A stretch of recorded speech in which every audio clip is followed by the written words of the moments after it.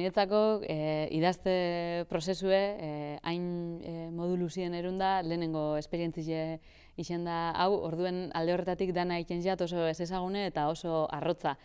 Eta beste edozein lehenengo alditan lez, nik uste danok konparetan dugule, bizipen antzekuenak ekarri dozku esan esperientziekin eta nire kasuen bertzuaz eta zehazki igual liburue aurkezten eta nabilen egunotan txapelketiaz. Sormen prozesuari dagokionez nik esango nuke gauza batzutan antzekotasun handiek daukiezela, bai novela bat idaztiek edo txapelketarako edo plazarako preparetiek ez.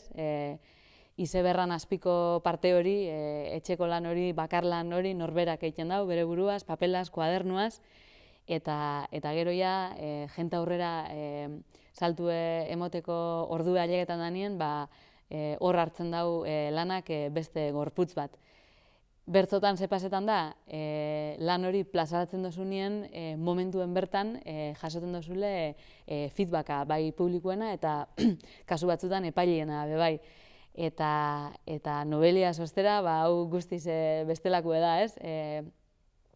Aurkeztu neban novelie Donostin, Berrixen, eta inguruko lagunek eta aurrekuenak segiduen emostien euren iritzi ez da, baina publikuek orokorrien normala moduen denbora bat bier dau, liburu bere bidea itxeko, irakurliek irakurteko, eta orduen airien lez geratzen da. Bertso saio bat egiten dozunien, badakizu gustau da, ez da gustau, ailegau da, ez da ailegau, norarte bai, norarte ez, eta honetan txintxiliz lez sentitzen ez, orduan, suposatzen dut egunek eta hasiek aurrera inala, jongo dala hau be orekatzen eta ikasiko gule.